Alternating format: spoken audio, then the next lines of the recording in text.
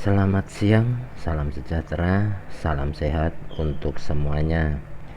Seperti analisa semalam, di sini sampai pada top BB-nya weekly. Pada garis merah ini yang di blok kuning. Nah, selanjutnya kita tidak perlu besar-besar time frame-nya, cukup follow daily-nya ya. Nah, di weekly trend masih dalam kenaikan.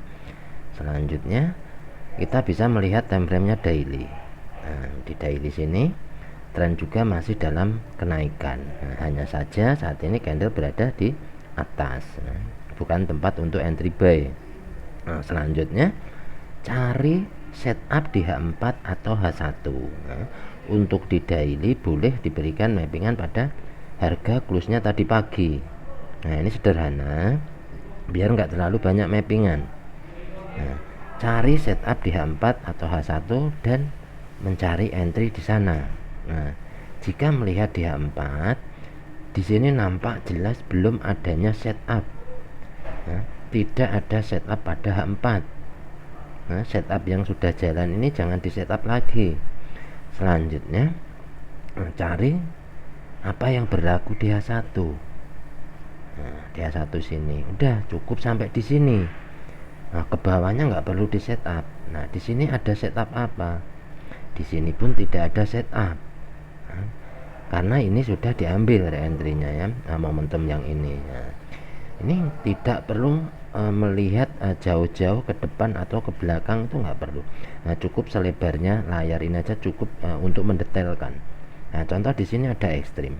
Nah, jika mau dikasih garis boleh. Contoh seperti ini. Nah, ini garisnya ekstrim ya. Ekstrim di breakout, re-entry, terbang lagi. Jadi jika ada ekstrim yang mampu di breakout, maknanya adalah untuk pijakan. Nah, ketika ada ekstrim, yang ditunggu adalah terjadinya market hilang kekuatan atau market hilang volume, di mana market ini tidak lagi mempunyai kekuatan untuk melanjutkan perjalanan ke atas. Maka jika menunggu setup pada H1, pastikan ada setup di H1. Jika belum ada, tidak perlu buru-buru masuk market. Contoh saat ini candle hijau yang di atas ini sudah dimatikan dengan adanya reversal candle. Candle tidak lagi mampu membuat momentum, selanjutnya di reversal. Ini reversal adalah mematikan pergerakan yang berkelanjutan. Selanjutnya yang ditunggu adalah adanya setup dari indikator ini. Nah, kita nanti tinggal mengikutinya. Nah, di mana kita akan menunggu entry apabila ada signal arah valid. Jika ada arah valid ke bawah, maka kita akan mencari entry-nya sell. Jika belum ada, maka masih akan berlaku pada MA510 mid BB, yaitu berlakunya tren dalam kenaikan. Maka tetap mencari entry-nya buy. Ini buat entry-entry baku mau di H4 atau H1, ini pilihan. Nah, ini jika tren dalam kenaikan, jika dilihat di time frame kecil, ini kalau nggak biasa ini bisa kejebak ya. Nah, contoh melihat pada time frame-nya M30. Nah, di M30 ini akan membentuk penurunan. Nah, dengan adanya candlestick arah kuku sell. Nah, di M30 akan nampak seperti ini. Ekstrim wajib take profit ya, profit 100 pip lebih. Selanjutnya ketika ada ekstrim membuat candlestick arah kuku sell, maka kita wajib mendetailkan valid enggak kenaikannya untuk membuat setup MHV. Nah, di mana ada candlestick arah kuku sell akan ada re-entry.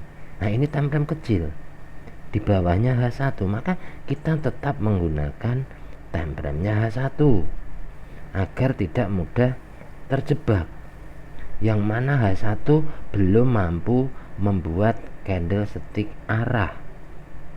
Nah, jika ingin mencari entry-nya reversal atau entry-nya untuk arah pembalikan, pastikan H1 sinkron dengan H4. Ketika ada signal arah ataupun arah valid, maka akan berlaku re-entry. Contoh misalkan candle yang saat ini jalan mampu breakout MA5 10, kita tinggal pindah ke H4. Nah, pindah ke H4 sini. Apa yang berlaku di sini? Jika candlenya merah, maka ada potensi akan berlaku penurunan, mengambil re-entry-nya dari momentum buy. Nah, bisa jadi di MA5 10 sampai mid BB sini di H4. Nah, jadi inilah cara entry-entry yang santai, atau saya katakan tidak perlu buru-buru.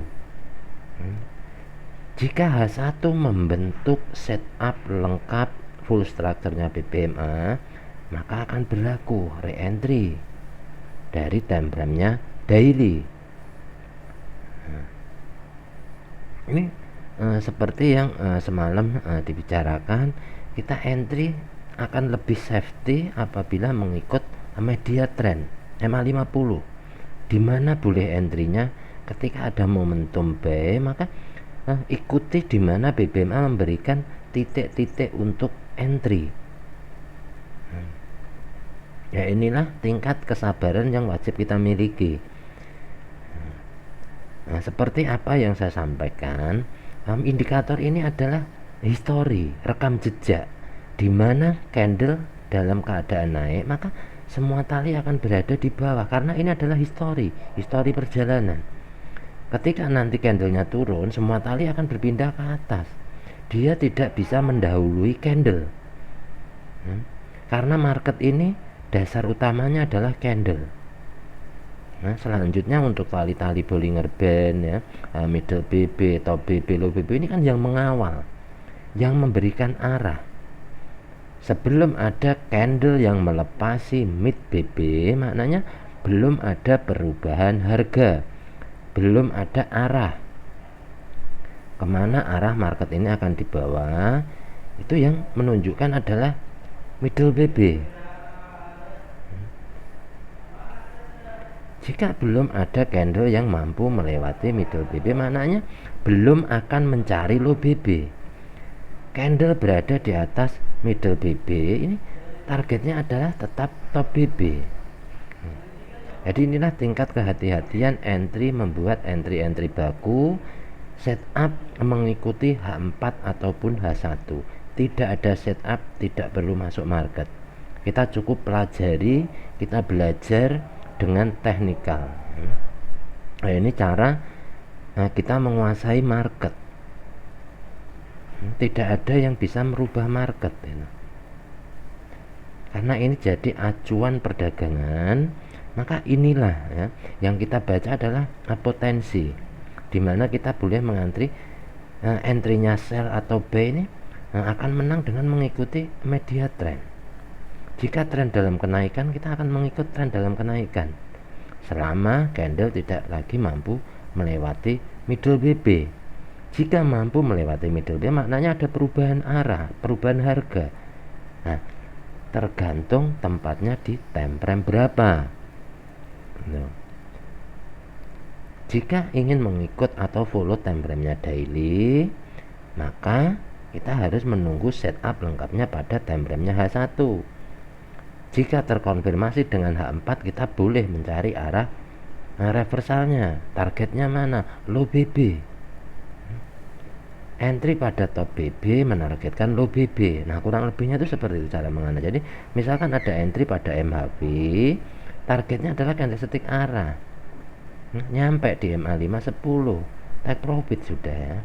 Nah, jika mampu di breakout akan berlaku re-entry karena menargetkan low BB. Nah, inilah entry pada time frame yang saya katakan bisa dibilang kecil apabila setupnya dari time frame besar. Jika setupnya dari daily, maka kita wajib berani entry di sini. Untuk M5, M1, M15 adalah isinya. Maka semua time frame di bawah ini akan membentuk struktur lengkapnya penurunan. Nah, ini contohnya. Ini kalau kita mengikut pada time frame kecil, ini yang mana MHV membentuk struktur lengkap, penurunan, nah, tidak lagi mampu membentuk, di reverse ke atas. Nah, targetnya kemana?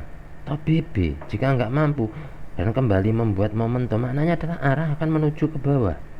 Nah, seperti yang saya sampaikan, jika ingin mencari entry-nya sell, maka M1, M5, M15 wajib ada momentum sell. Ini adalah teknik cara kita mengambil entry-entry-nya BBMA. Contoh di sini membentuk struktur lengkap mulai dari ekstrim sampai momentum. Nah, kita akan pindah pada time frame-nya M15. Nah, di sini dia nggak membuat momentum MHV. Mananya adalah re-entry-nya dari H1. Jika nggak mampu naik, maka bisa berkelanjutan lagi mencari low BB. Ini tidak mampu melewati MA5 10 mid BB, bisa berlaku 3 candle ke bawah. Maknanya kalau di M15 berarti berapa waktu yang dibutuhkan? 45 menit. Ini tingkat kehati-hatian. Jadi gunakan time frame dengan benar, buat entry-entry bagus sebagai catatan. Nah, maka nanti entry-nya akan sangat hati-hati. Kapan kita masuk market dengan nyaman atau hanya ingin scalpingan. Jika ingin scalpingan, gunakan time frame kecil ya. M1, M5 cukup. Nah, itu menurut saya cukup karena di M1 untuk buyer-nya gold ini bisa profit 1 atau 15 pip ya, $1 sampai 1,5. Nah, kurang lebihnya seperti itu. Semoga bermanfaat buat teman-teman dan rekan-rekan. Terima kasih.